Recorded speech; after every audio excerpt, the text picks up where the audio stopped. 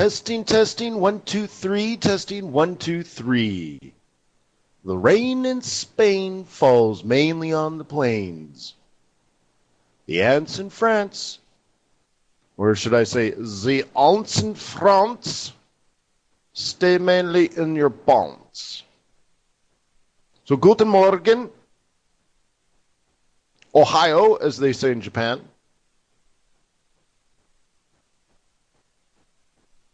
Everybody here, everybody alive?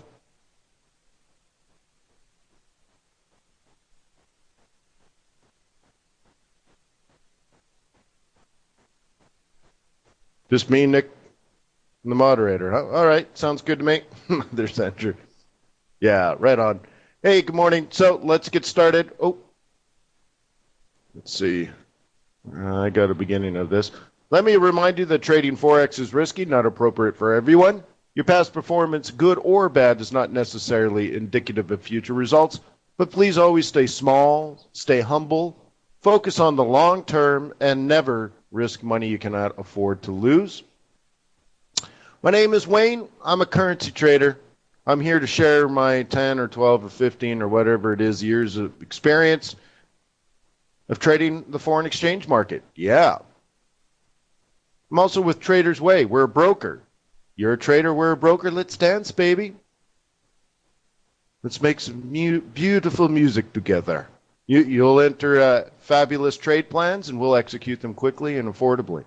Sounds like a good business, doesn't it? A good business relationship, a partnership. We want to be your prime broker, so I'm here to earn your loyalty and your respect. And maybe one day when you've developed the skills and the confidence to trade real money, you'll choose Trader's Way as your broker. I do these sessions for clients every day, 7:30 in the morning, Monday through Thursday, and then, of course, every Friday I'm here at FX Street, where I'm also Forex Speaker of the Year. Let's take a quick look around the world, see what's going on. China's still closed. Dragon Boat Festival. So here's the thing. China has a lot of holidays, and the idea is when you're on holidays, you're going to spend money. That's pretty much it. It's great, huh?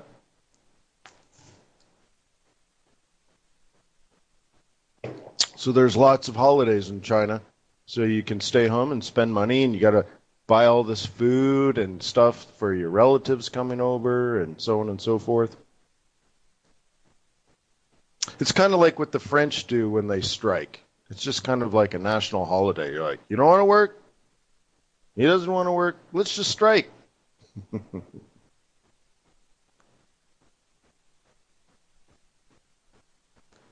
Okay, Japanese PPI.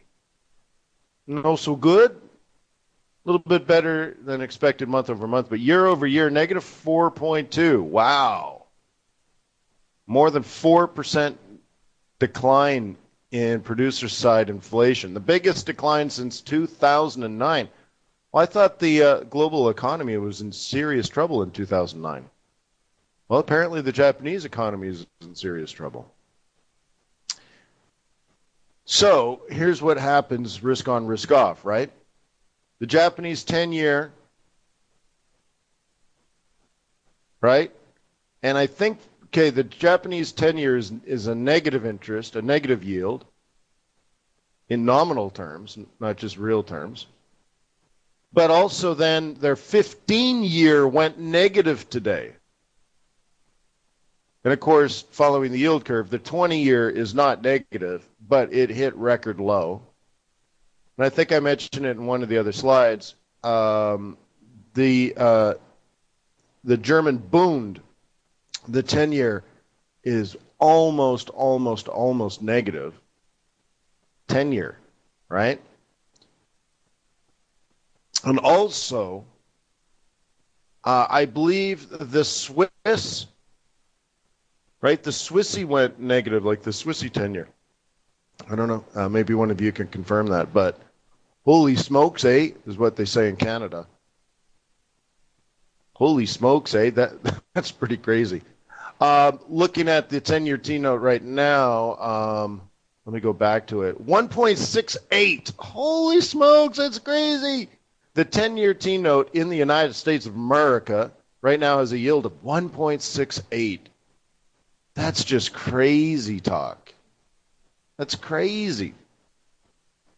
But you compare to like the Japanese, the Swiss, and the German, that's a the differential is hugely positive for the U.S. dollar, for example. So anyway, just going into the European session, German CPI for the year. Wow. That's Germany, one of the largest exporters in the world. Crazy. French industrial production. Good job, France. Look at that, 1.9. Manufacturing, 1.6. Look at that. Wow, really good. Good job, France. That must be an error. Oh, yeah, so here's, wrote it down. Japanese 10-year negative 0.145. And the 15-year JGB, right, went negative for the first time in history. And then here's the Bund. It's almost zero. Record lows, man. Record lows in Japan, record lows in Germany, record lows in Switzerland. Wow. Right, Fred? It's pretty amazing stuff. Yeah, Fred's just blown away. Baltic Dry Index coming out today. The only real news during our session is Kitty CAD NFP, if you want to call it that. Kitty CAD jobs report. Okay. Who said it? I got a little birdie who talks to me from time to time. The Royal Bank of Canada says that they see the Bank of Canada, so it's RBC, right? RBC says the Bank of Canada keeping interest rates unchanged at 0.5% for the rest of the year. So if RBC is correct, and that's a Canadian bank talking about the Bank of Canada, I know that gets complicated, right? The Royal Bank of Canada is not the same as the Bank of Canada. But nonetheless, if they're right, we've seen a floor in Kitty CAD, and Kitty CAD should go back up. What's the other thing that affects the value of the Canadian dollar?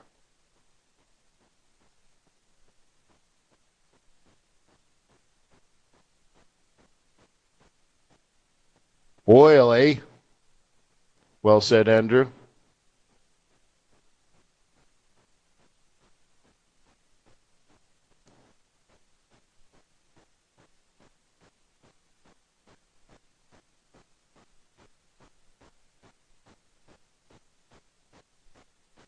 So I had it coming up to like 50 and then topping out. So it went up to 52 and has topped out. And we're back down to kind of in here. So what happens next is really, unknown. There are your known unknowns and your unknown unknowns. So, what does it want to do when it retests 50? Well, anything it wants, right? So I'd say for today, anyways, that's going to be the news, is what happens here.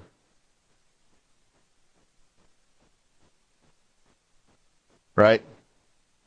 One would think that the psych level here of 50 should do something. Okay. Now, on the fundamentals side, I've talked about it quite a bit. But does the rig report come out today? I think it does, right? Baker Hughes rig report. Let me Google that. Here it is. Does that come out today or later today? I got June 3rd, so that's last week. So I think it comes out today. But I'll show it again just for for those that don't know. Last week, the United States turned 4 oil rigs back on. Okay? So last year, there was about 1,000 of these rigs running. Now there's only 400. But what's interesting, for the first time, sort of the trend was broken. Instead of turning rigs off, they turned 4 on. And if you look globally, 9 were turned on. Wow. So just last week, though, 4 were turned on. What does that mean? That means at some point, those new rigs will produce oil, and they'll pump it into the mainland, and eventually it'll get to supply and get reported in the supply report. And eventually refiners are going to buy it and then make, oil or gas or, all that kind of stuff. Because it's not really oil, it's crude. So they'll refine it into jet fuel, into plastics and all that kind of stuff. So eventually it's going to get counted as in supply. What happens when supply goes up and demand stays steady?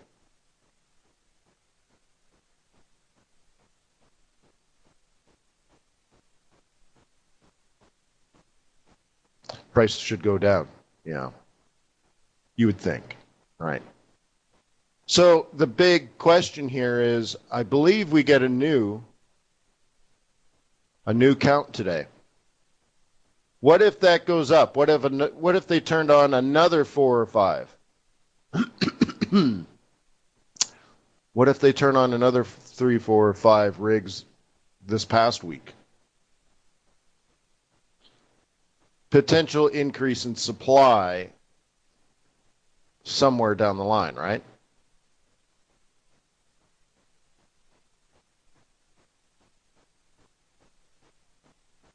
So we'll have to keep an eye on that.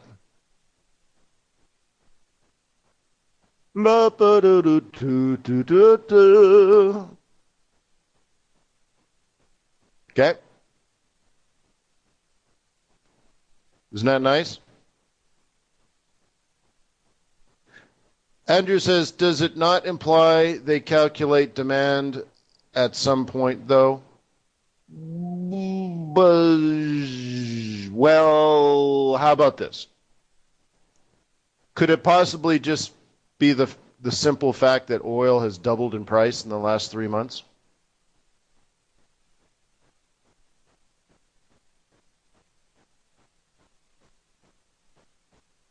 And then you could argue that, well, that demand implies, or that price increase implies increased in demand.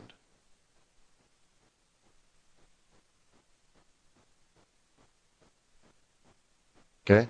No, it's a good question. It's worth asking, and it's worth debating because how do I know what they were thinking, right? But it may. So if price went up, what made that go up? And usually what happens is inventory started to fall. But if you've been hanging with me for a while, then you already know, and we have talked about it dozens of times, the fact that June 1st tends to be the peak for inventories, and that there tends to naturally, based on seasonality, have a decline in inventories. So that someone could say, well, that's why oil prices went up. But of course, we also know the other side of that. The market is, in my opinion, not a Newtonian machine of perfect efficiency and logic.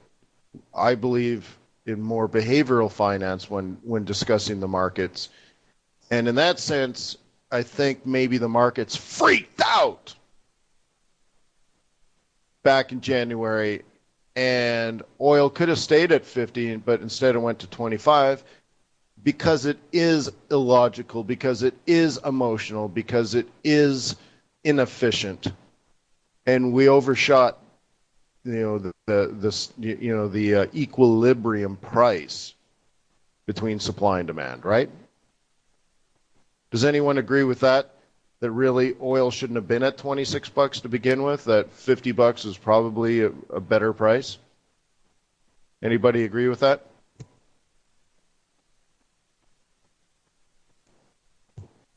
Good. Well, now you can, Abel, oh, good. I want to get back with Fred this in a second. But, um, so now, Abel, you can tell your friends you're behavioral finance trader, which is cool. Okay, let's talk with Fred. So Fred, 26 bucks was the right price?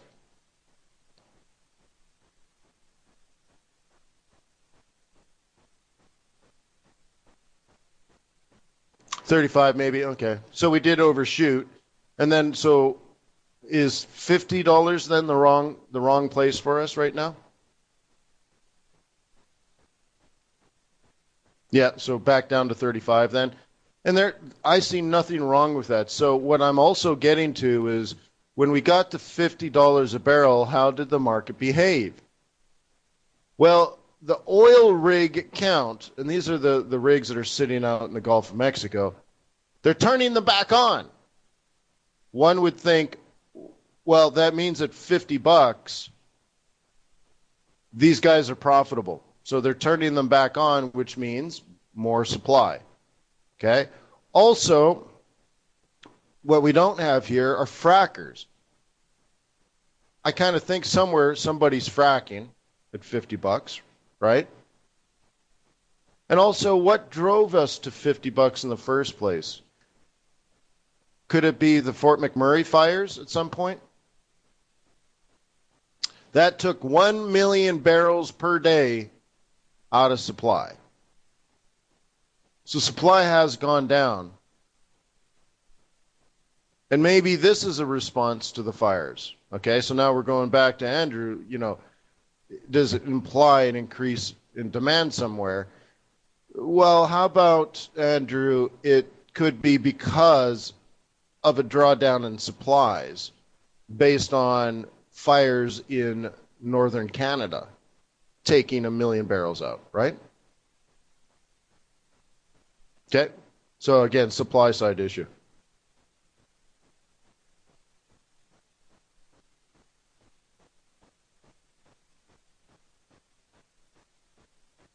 Fred, you could probably get the balance sheets of these banks, and something tells me that that's not true. Now, I'll give you an example. In the United States, that would be against the law. As far as my understanding of what banks are allowed and not allowed to do, for example, a bank can hold treasuries.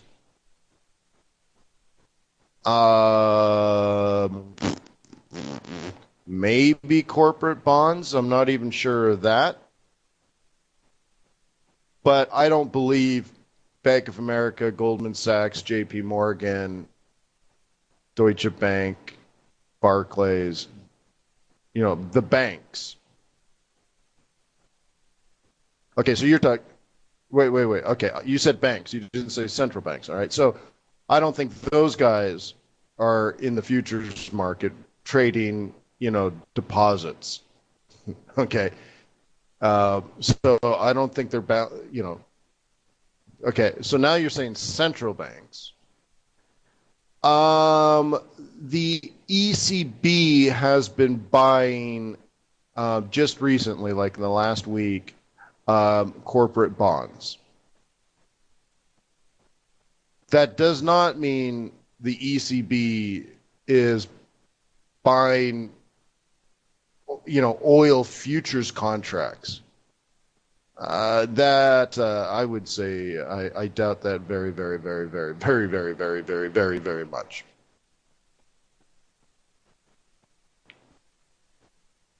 Okay.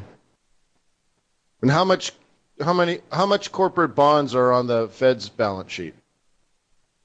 I think none. All right. So, anyways, so yeah.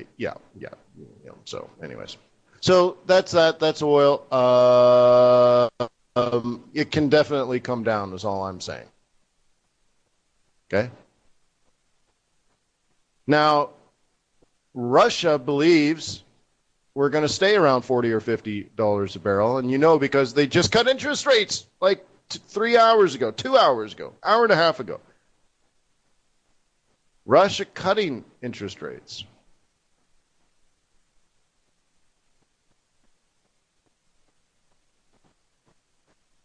Yeah, but thanks for throwing that out there, Fred. I mean, at least we can discuss it intellectually and and hopefully learn from all these things, right? I mean, where else do you get to sit around and talk about what may or may not be on a central bank's balance sheet? Is this something you talk with your buddies? Right? Dude, did you see the ECB's balance sheet this week? Oh man, they're throwing on corporate debt. Oy vey. ECB. Right? And did you see Trichet on TV yesterday? Trichet talking about Brexit. The British are in serious trouble if they're going to bring a Frenchman in to talk about the UK economy. Oy vey. Think of that, huh?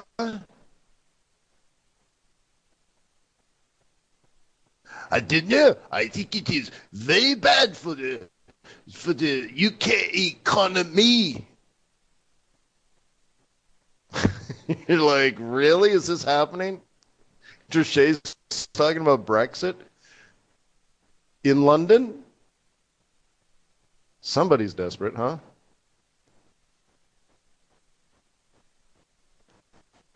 Okay. So that actually happened yesterday. Wow, just like really.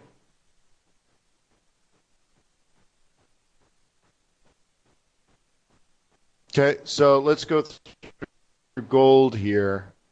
So you can see my predictions when gold was way up here. This was the far right of the chart. So I tried to squeeze this in on like a weekly chart or something. And you can see what I'm thinking. And price did come down as planned.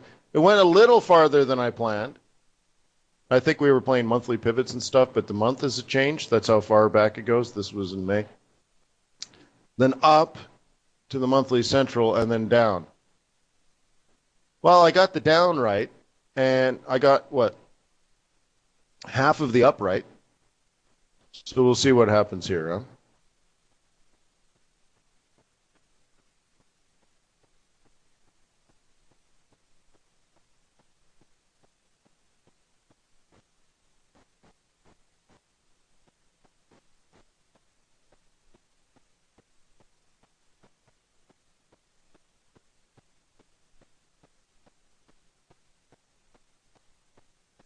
Okay.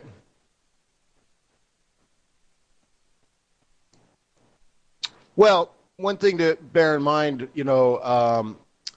today, for example, pretty much all the stock markets are down, so I forgot to cover that. S&P 500 futures is down more than 0.5%, 0.6%. Euro stocks down almost 2%. Oil has fallen. Oil, right? 1.5%. And that 10-year T-note, holy smokes. So how do you get the 10-year T-note yield to fall?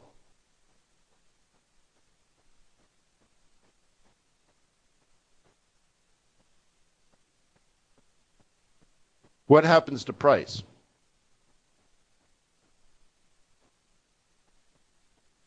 Yeah, price has to go up, which means people are buying or are they selling the bonds?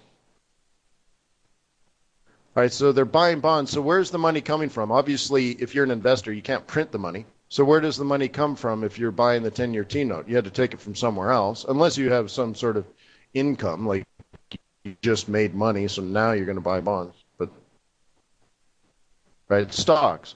So yeah, so the stock market has fallen. So like Euro stocks 50 down almost 2%.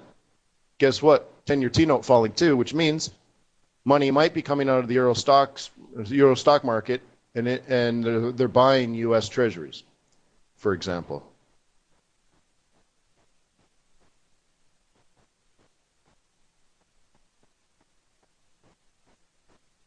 Oh, Andrew wants like a checklist. Okay, let me give you a checklist. The Japanese yen is ripper strong. That's called risk off.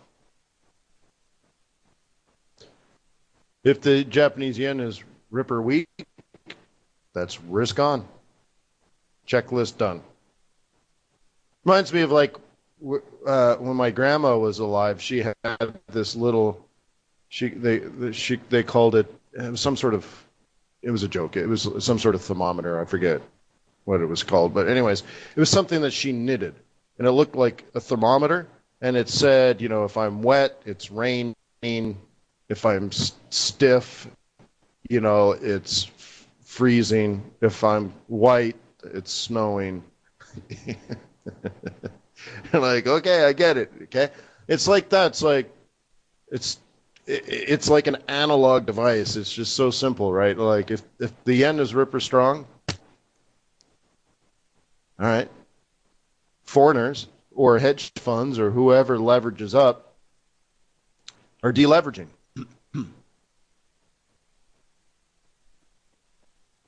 Okay, so that's all it is. It's really, really, really basic.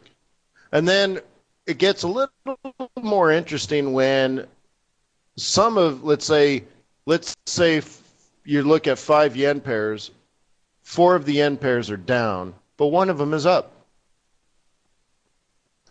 So you could say, wow, yen is strong, but that other thing's even stronger. So what do you do with that? You say, okay, well, I'm going to go with that thing that's standing out that's even stronger than the strong yen, and you pair it against something weak, and that might be the dollar. That could be, a euro or something like that. And that's simply now relative strength, right? It goes back to Sesame Street. Sesame Street taught me how to do relative strength. So they had this game, right, where they'd have 3 puppets that are bears and one might be an elephant, right? And they would say, 3 of these things belong together. 3 of these things are one and the same. But one of these things don't belong here. Now it's time to play our game. It's time to play our game, right? And then the children would have to guess which one is different. Now they call that racial profiling, and all those children are cops. But it was a grand experiment. I use it to find out which currencies are strong and which ones are weak. Right? Yeah. So you need to start with congruency. You have to find out you have to say, wow, there's 3 bears here. You have to notice that first. You don't even have to worry about the elephant. You're like, bear and bear and bear. Okay, I see the pattern. Pound yen down, right? Aussie yen down, CAD yen down, euro neutral, Kiwi farther up, and all of a sudden you're like, oh, right, so yen is strong, euro is just as strong, and Kiwi stronger. So then, so at least now you can find Kiwi's the strongest. Then you could say, well, okay, now I got the strongest. Now let's go find something weak. Right. It's not euro, so you're going to look at pound and you're going to look at dollar and so on and so forth and reverse the engineer it the other way to pair up the strongest versus the weakest. Or even simpler than that, you just say, oh, the yens are generally strong. That's risk off. Then you double confirm that. Check out the stock market. Oh, euro stock market down almost 2%. I get it. And you've entered a big deleveraging scenario, right? So there's an interesting thing. You can't see my webcam, can you? And I don't think I'm allowed to turn it on. Voice conference. No, I don't think so, huh? It's even been turned off now. What I was going to show you is on the left-hand side of my trading desk, which is more than 10 feet long. On my left-hand side, I have yen pairs. So I have actually 1, 2, 3, 5 times 4. So I have 20 charts dedicated to the yen pairs on my left. But the USD yen is on the right side, the exact opposite, way on the other side of the desk. Why do I do that? Why isn't the USD yen on the left with everything else? And where you would think the USD yen would be, I have the S&P 500 on the left. So why don't I have the S&P 500 on the right? And why is the USD yen on the left with all the yens? Did I just mess everything up? Or is there a logic? So the logic here is I look left, and let's say Japanese yen is strong. What do I, in my checklist that Andrew wanted, what's the first thing I'm going to look at to confirm that there's a reason for the Japanese yen to be strong?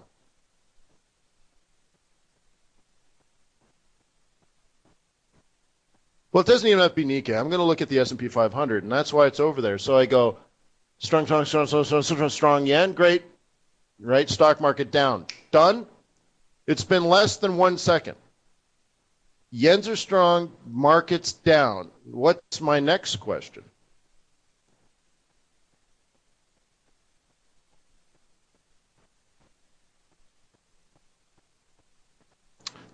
What's the dollar doing?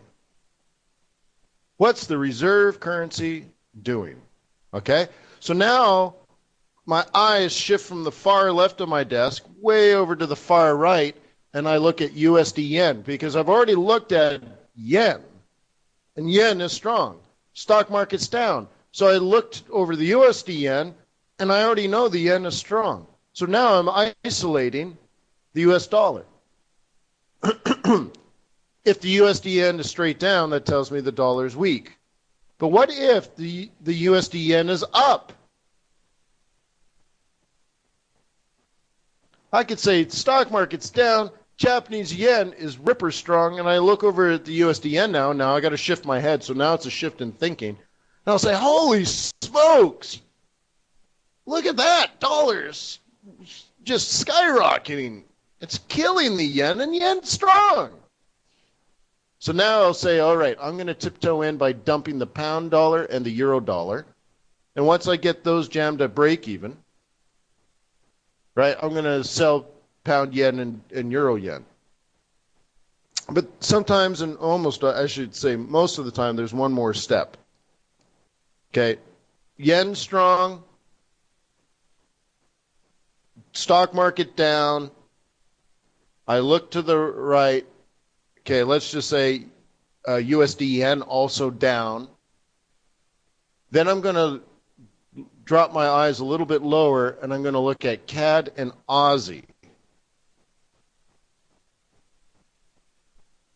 Okay? And if they're weak versus the dollar, and the dollar's weaker than the yen, then my eyes are going to swing all the way back to the left side, and I'll say, all right, looks like the commodities are getting crushed on this deleveraging process. Looks like risk off, and you know, Aussie yen short, CAD yen short. Okay.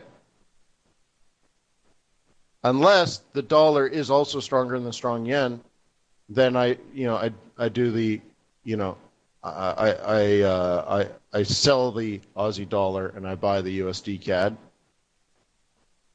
Sell the pound dollar, sell the euro dollar, and then go over and do the same things with the yens. Okay, so I'm doing it in a particular order. And the logic is stock market down, commodities down, Japanese yen up. Okay, and there's my play. And that usually takes me about 1 or 2 seconds. But that's why I have 18 screens. Cool. Oh, my pleasure.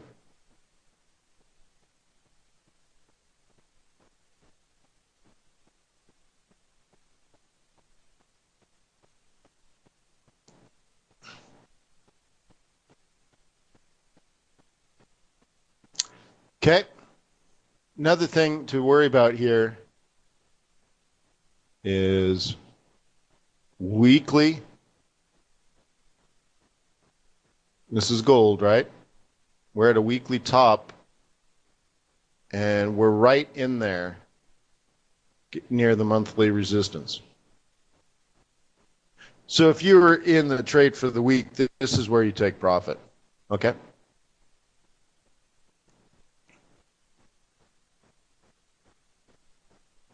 You are not alone. Let's try USD yen and take a look at that. Guess I should get rid of this stuff because that's long old. You're not alone. I am here with. Oh, I got a trade in here. I guess it's all right. Come on now, touch me, baby. Can't you see that I am not afraid? All right. So one of the things I'm looking at here is it's. Hang on, I gotta. There we go. By the way, do you like the entry? Now that we're looking at it, this is yesterday's low. This is yesterday's high. And look at this little level that I've highlighted. What is that?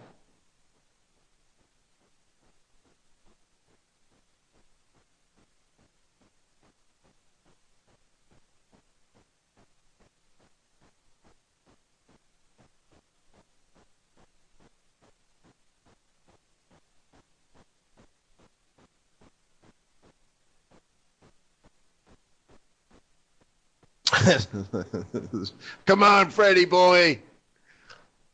I never really accept that answer. Support or resistance. All right. I mean, how can I argue with that, right? Because that's subjective. Why? Right? Yeah. Yeah. Fred, do other speakers push you like this?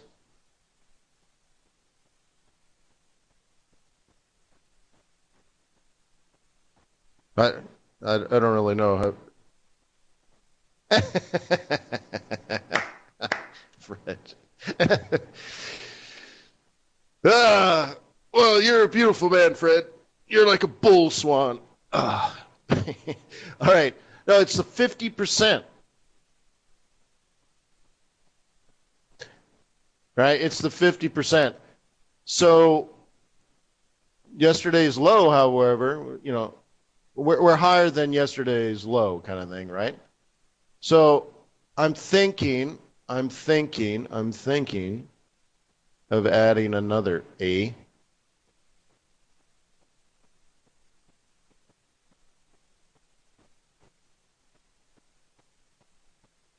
Okay, that's the idea.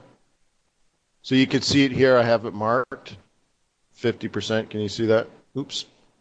Uh, Bum, bum, bum, bum, bum, bum, bum, bum. 50% of yesterday's trading range. Okay.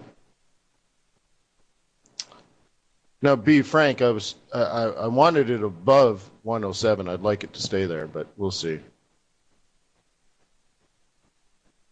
And my target is up there like 108, and I'm in down there at 106.40 ish. So ideally, we keep it above there. Don't really know.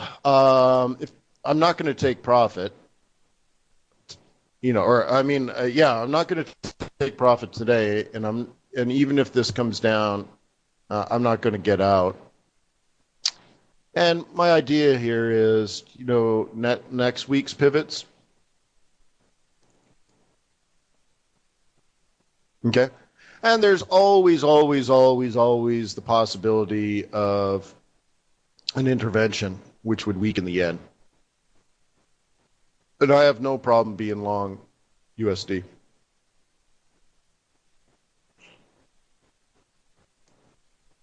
Okay.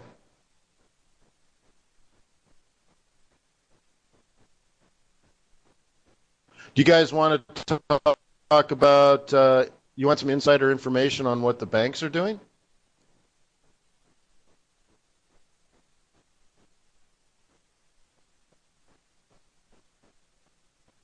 Fred, you're going to miss it. Back in 20, you're going to miss it, Fred. Credit Suisse just put a short. You guys want to talk about that? Let's go through the Credit Suisse trade. They're on the Swissy. Yeah. Don't tell anybody, though. This is only for premium.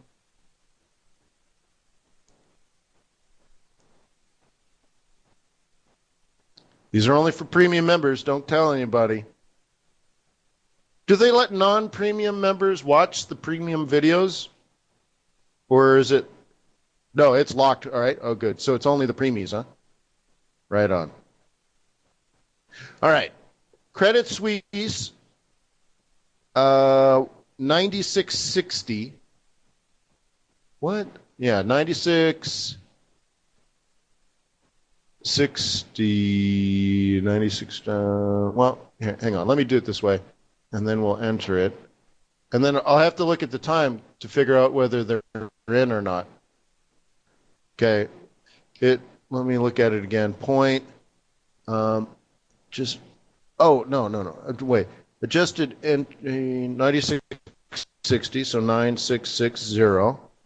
And the stop is at 97.23. So there's their entry. Oh, snap. Did they miss it? They might have missed it. So let me ask you, is it possible their weekly pivots are just slightly different than mine? And that was an entry off of a weekly pivot? Is that plausible? Will we give them some credit for that?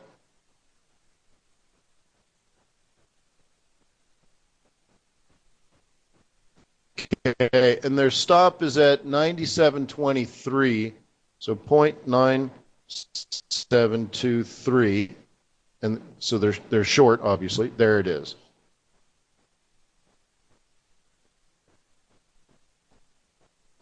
I'm not sure if they're in it. They might have missed it. Their target is 94.45. No.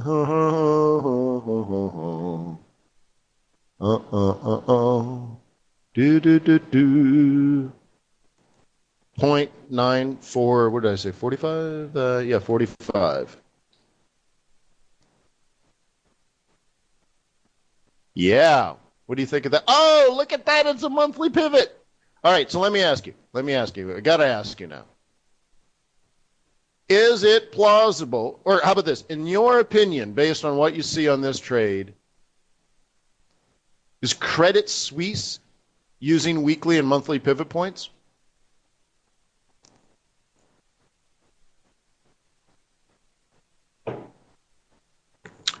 Andrew says yes. Pan says yes. Amanda says yes. Anybody else?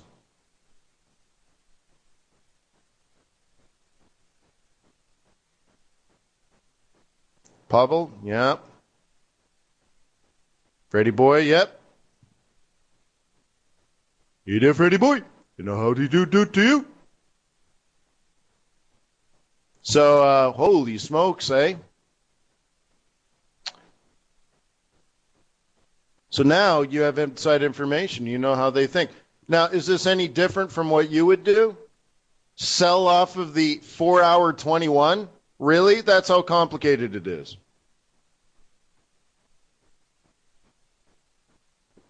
Yeah, Fred, that'll take 5 years. That'll take 5 years. So let me ask you again. Does this seem any different from what you would do? Your whole trade plan was it bounced on the monthly support, retraced back to the 4-hour 21 weekly M1, and down to the next monthly. Is this any different? Andrew says this is actually what he did. I mean, it's basic, isn't it? So what I teach you, if you master it, of course, you could be qualified for trading Forex for a major bank because they do exactly what I teach you. Which I think is kind of cool, right? Or do they seem to be like magical beings from another planet?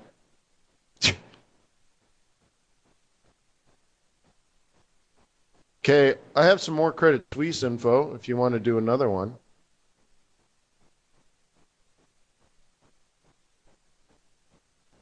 Do you want Aussie dollar or Kiwi dollar?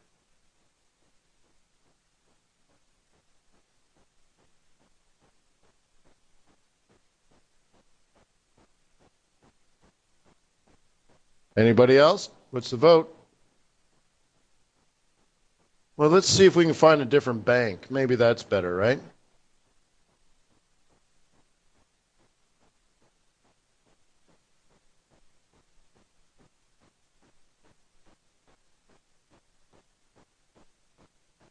Let's see. I don't have any other trades.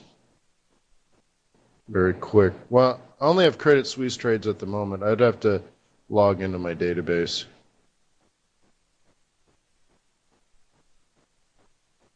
All right, so let's do Credit Suisse Aussie because Andrew's the only one typing. All right, let's go to Aussie then. Right here.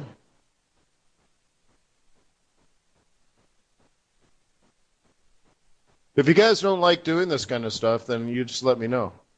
I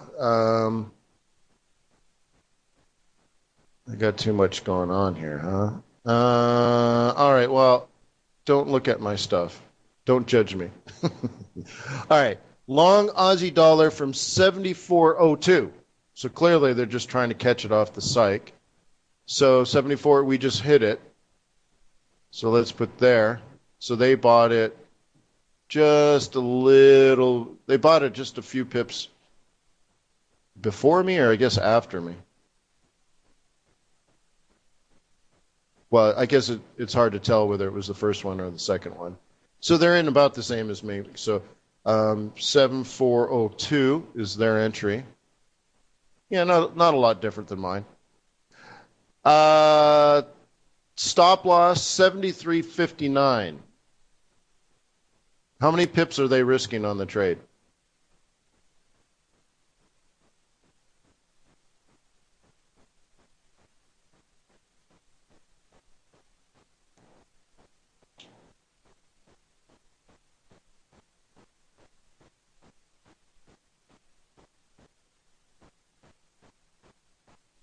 Yeah, pretty normal, right? I'm just trying to point out it's no real different. Their target is 75.10.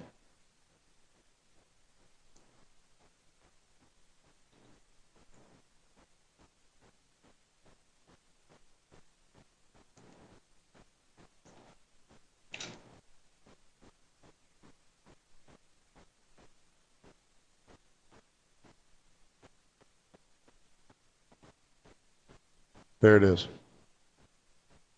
There's their trade.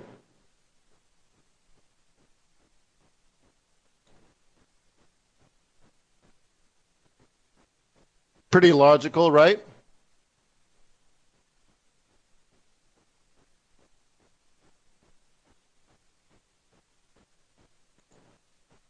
Guess I should have did it on the one that had pivot points. 75, nothing crazy. Now I'm gonna love you till the heavens start to rain. So they don't do anything, right? Yeah, they're also long Kiwi dollar. If you just want to know, I'll blurt it out. They're long 70.94. Okay. Their target is 72.20. So they're going for just over 100 pips. Their stop is at 69.80. So it's basically a one for one, 100 100 OCO, kind of, roughly. So there you go, eh? So again, the whole purpose of that is they're not doing anything unique or different than what you are doing.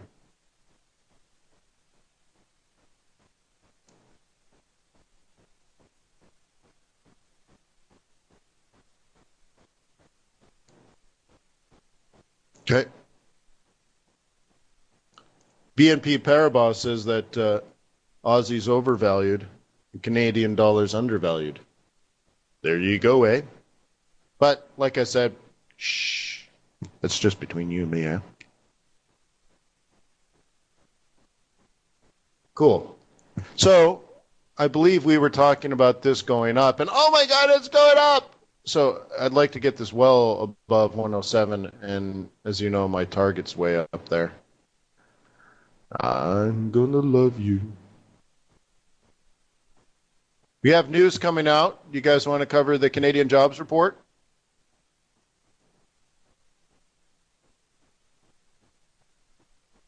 So as I reported, they're expecting an increase in jobs, a slight increase in jobs versus last month was a decrease.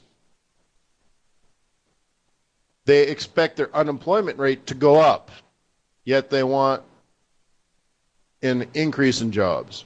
Seems very confusing to me. Last month, full-time employment lost 2.4 thousand, right? So 2,400 jobs. Part-time employment basically was unchanged. Participation rate at 65.8%.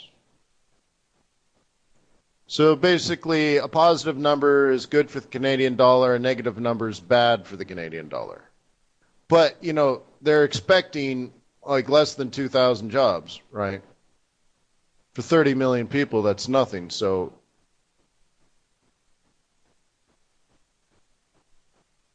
oh, look at that.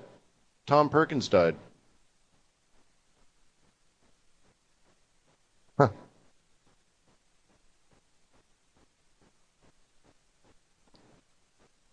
Do you know Kleiner Perkins? He's the Perkins of Kleiner. Anyways. Do, do, do, do, do, do, do. Inflation in Norway, 3.4%. Amazing difference, huh? That's amazing. There was a time in recent years where Oslo was the most expensive city in the world, more than New York, London, and Tokyo.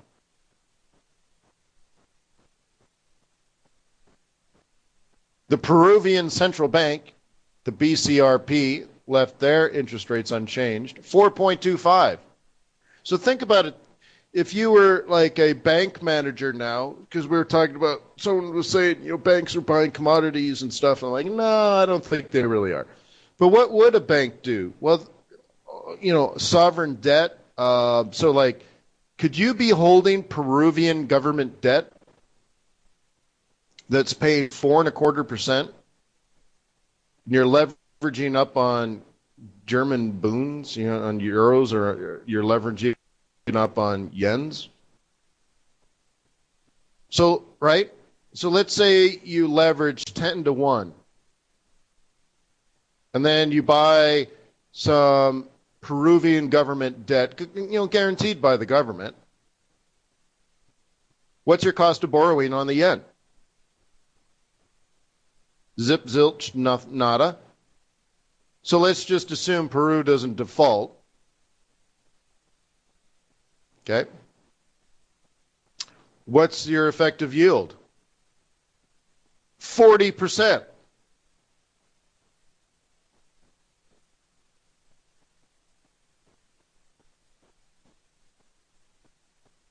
Well, that's not bad, right?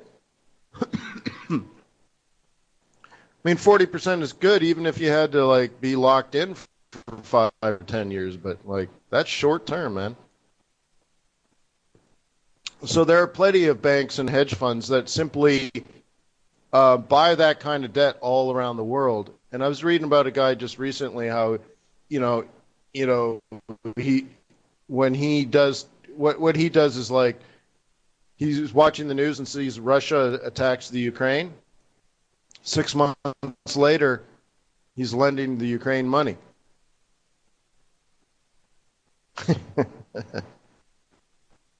And like no one else is doing it, right?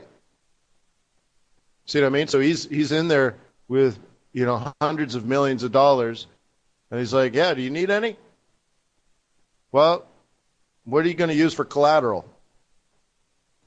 All right. Oh, well, we have a bunch of Russian tanks. But the Ukraine's interesting because it sits on the, in a very, very strategic spot. It's been the center of many wars and skirmishes going back the whole history of time, and it's always because of its situation on the water. Excuse me. And so Russia also has to have a lot of gas pipelines that are on their way to Europe. They go through the Ukraine and all that kind of stuff. But also because of all of that during the Soviet Union times,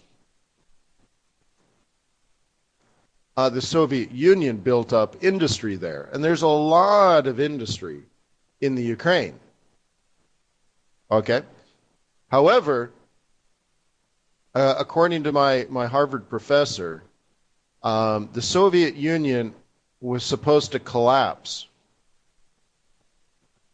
in, I think it was the 80s or even the 70s. I think it was the 70s, all right? The Soviet Union, not 1990, 1970. And that means the Soviet Union actually broke in the 1960s. So if you walked into the Ukrainian factories, you'd say, "Oh my God, nothing has changed since 1959 in this factory."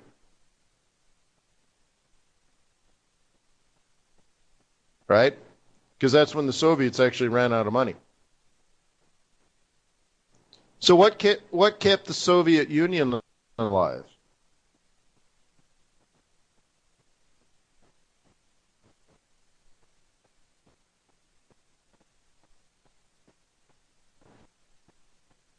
Well, let me reverse it.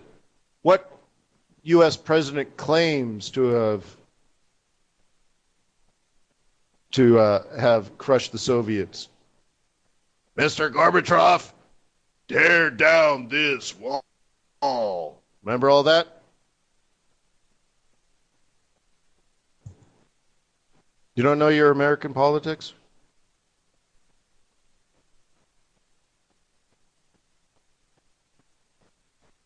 Reagan, okay? All right. Oh, look at the Yeds. Oh, hang on. Something better. Something good. Something good. Something good. Hang on. I gotta go. 13. There you go. Dang. And I had 5 trades on the USD CAD short. But I think I got out at this price anyways. But boy, it's looking good off that 4 hour 21. Nice short. But boy. So anyways, 13 on that. Almost 14,000. Unemployment rate dropped. Remember how the analyst said the unemployment rate should go up even though jobs would go up? And I said, well, that doesn't make any sense. Unemployment went down and the employment rate was great. Let me give you some specific stats. Full-time employment, 60,000. All right, let me give you some insight here. Almost 47,000 people lost their part-time jobs. But 60,000 got full-time jobs. Is that a good thing or a bad thing? That's good. So people got out of their lousy jobs and got real jobs. Excellent. Participation rate did drop just, I don't know, rounding error a little bit, but maybe that's why the unemployment rate went down and not up. Very interesting. All right. So anyways, so if Reagan defeated the Soviet Union through spending money on an arms race and the Soviet Union didn't have any money, then what saved the Soviet Union, 20 years earlier?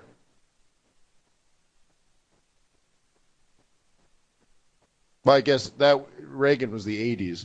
It collapsed in the 90s. So I'm thinking it collapsed So I want to make my timing right, right? It collapsed in the 90s when Clinton was around, but it was by the things that Reagan did for 10 years, he spent them into bankruptcy, right? So Reagan did it. So what happened 10 years before Reagan that actually saved the Soviet Union from collapse? If I said in 1970 the Soviet Union was ready to collapse, what saved the Soviet Union?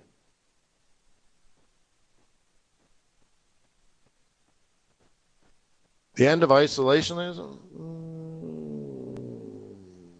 Well, okay. Well, what was the catalyst for that?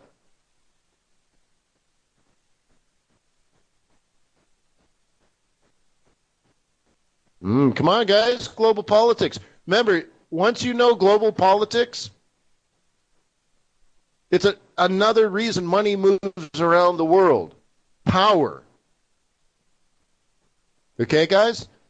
It's just as important in many cases as economics because what is money? Power. Well, in this case, the power was energy. Nixon, being the idiot he was, made a lot of mistakes besides the one that got him kicked out of the White House. One of the bonehead moves he did was ignore all the implicit warnings from the Middle East that things are so bad. And finally, OPEC used oil as a weapon. What happened to the price of oil?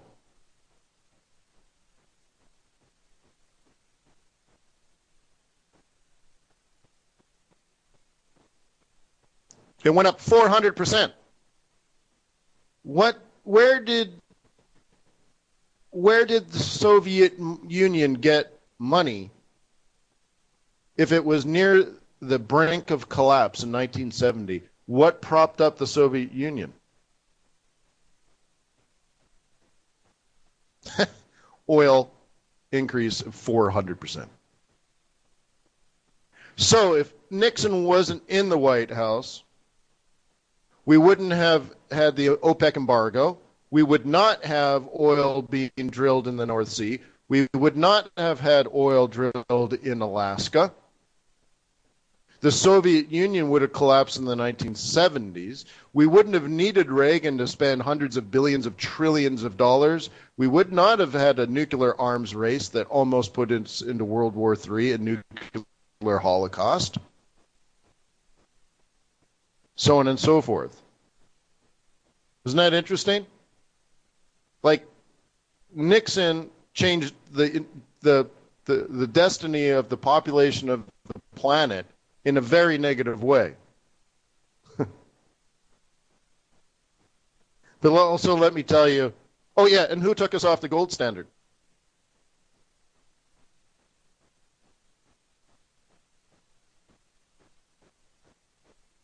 The end of Bretton Woods, right?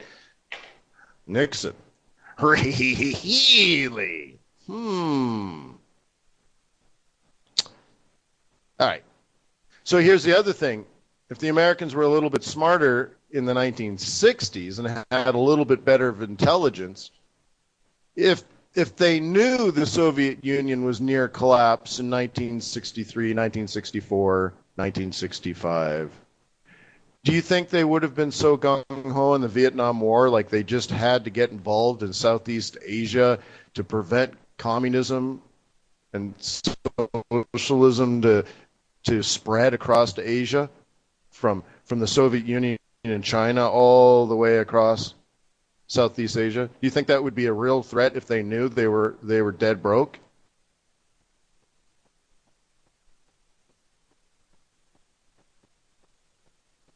They could have ended communism right then and there by pumping oil into the market and keeping oil prices low.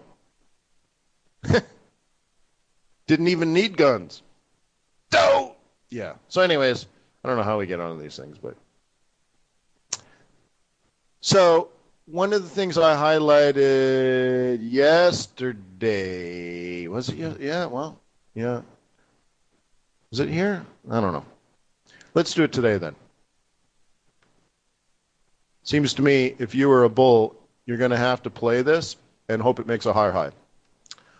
You know, being long here, having to stop down here, is, I think, a nice trade. It's a bearish market, so it's a higher risk trade. Plan B is to let it make a higher high and then catch the retracement. Okay, and then you're going to hit this problem. All right, so that's going to be the next level of resistance up there.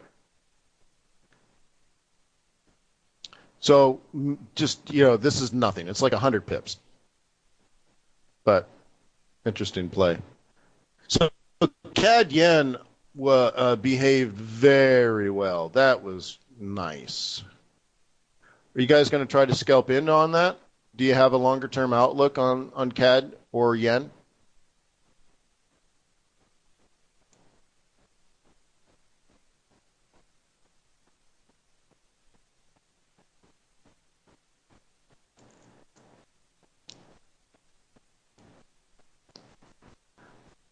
Do you to worry like you do? Oh, well, so let's do the longer term trade plan. Okay. Let me get rid of the old one here. I got so many on the smaller time frames. I think you can see what's going on there. Okay, so you can see the general idea here. Higher high, higher low, higher high. So my trade plan was it's going to fall from 89 down to 82, from 82 to 93. Okay. You got it?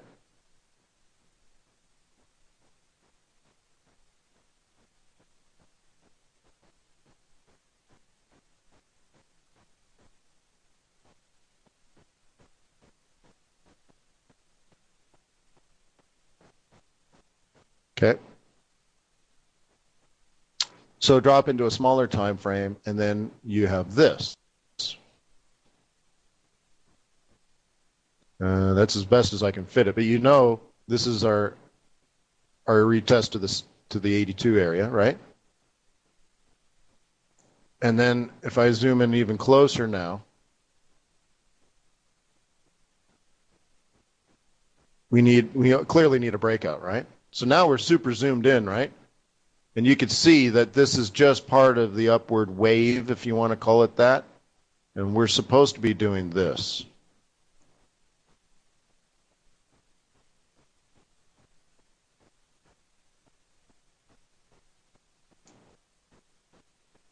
Well, Andrew, it doesn't have to be interest rate. I mean, cutting interest rates more negative is not really, I don't believe is going to happen in Japan.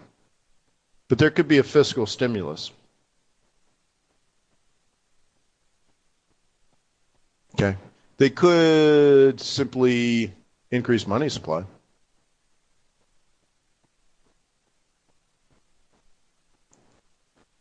So that's sort of the longer term view. If you were hoping, if you saw this though, you would have to assume commodity prices would be going up. That's it may not be the right year for that, or right time of year for that, but who knows? So now going into a 1 minute chart. Okay, oops. You're going to want to play what? Two areas here. This one, and then you're going to want to play this one for show, right?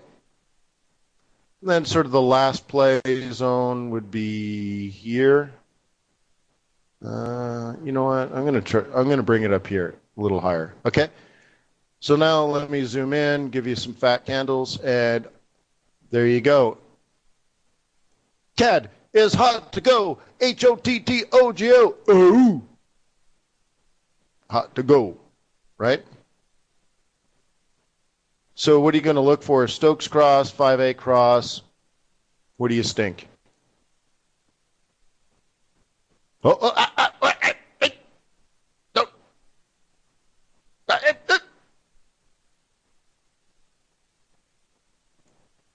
Okay, this is one of the zones where I say, I'm going to see a green candle.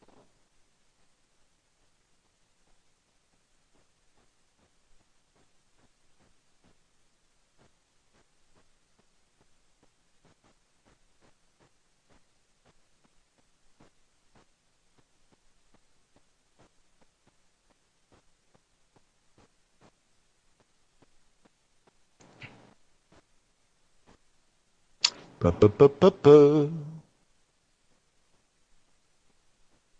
Couldn't get a sustained move on USD yen above 107. Boo hoo, but I do want it to go to 108.20 or something. So maybe not today or maybe after the US stock market open. S&P 500 futures looking terribly, terribly, terribly, terribly bearish, but we are on the cycle level of 2100. So we'll see how that plays out. But generally, it seemed like it's a down day for the stock market around the world. China is closed.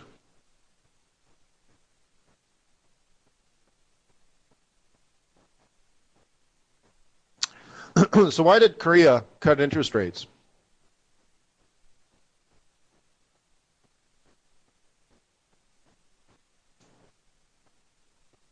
I asked Traders Way clients yesterday to do some research to open up the bank, the press release from the Bank of Korea and see what they say. Wonderful opportunity to grow your analysis. Like, for example, is anyone reading the Chilean bank survey? They just released a report today. Now, you might say, I don't trade the Chilean currency. So maybe they say something about macroeconomics. Let me give you a link for that. Do you hang out at central bank websites? Well, maybe you should, huh?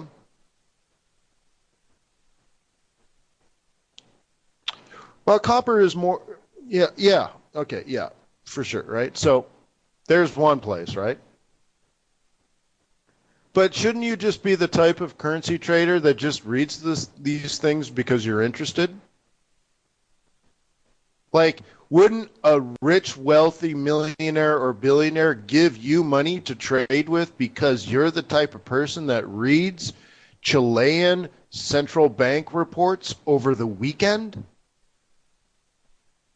Hey, what are you doing, dude? Oh, I'm just reading, I'm reading some analysis written by the Chilean central bank. It was released on Friday, and I thought I'd read it, on my free time. I mean, that's what they want to know, right? Dude, seriously, that's what you do? Yeah. Mm-hmm. All right, so how about Bank of Korea now? Somebody asked me yesterday, it was funny, it caught me off guard a little bit.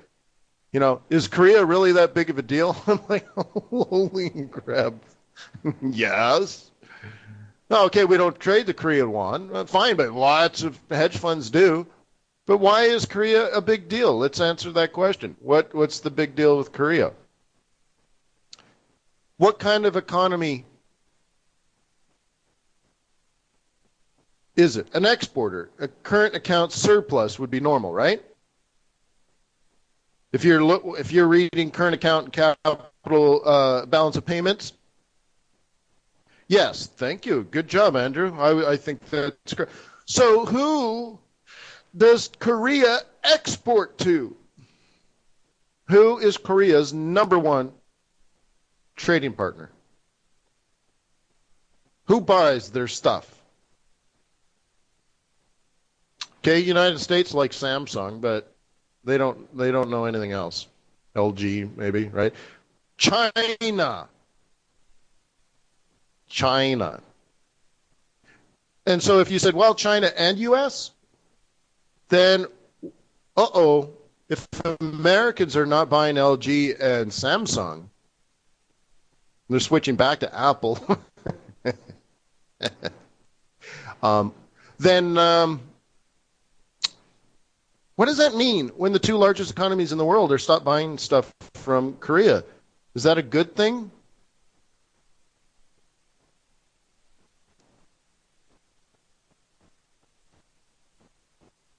And what if Korea actually isn't exporting anything anymore? What if their current account is zero? They're importing just as much as they're exporting. Then that is got to be a scary scenario for Korea, right? Look at that. Trichet is speaking again on TV. but I think he's in Paris, which is perfect for Trichet. Red tie, though. I think I used to short the euro every time he wore a red tie. So what? He's on TV now with a red tie. Watch the euro. Watch the euro. It might crash. Trichet's got a red tie. So, anyways, yeah, if that would be really bad for Korea to the tune that they need to do something very quick. And oh my gosh, they just surprised everyone to cut interest rates. Okay.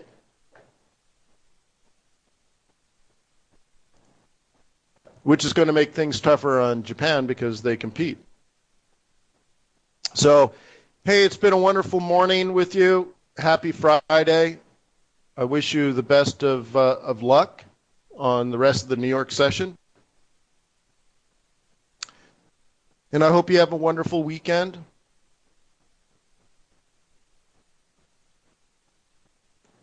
I don't think I'm going to work this weekend, which is weird. I always work. So I'm going to not work. So it's kind of scary for me. But maybe you should visit the Bank of Korea's website, review what they think is happening in the world based on their analysis. I think you should visit the Chilean Central Bank's website and review today's report on how they believe their economy is doing now and in the future. Well, wouldn't that have to say something about maybe demand for copper? And isn't copper a canary in the coal mine?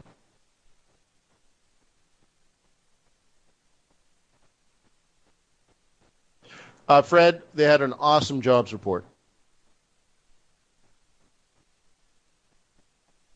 So anyways, peace on earth. May the pips be with you. May your profits be above average.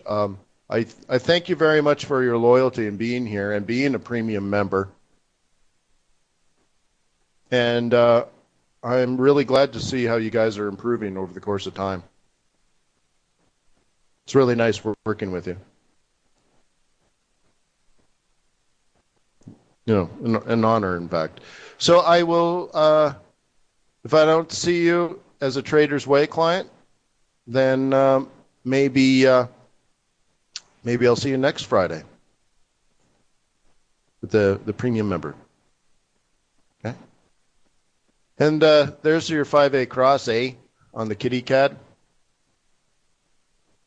Right? Jab must stop and take a walk. Take care, Amanda.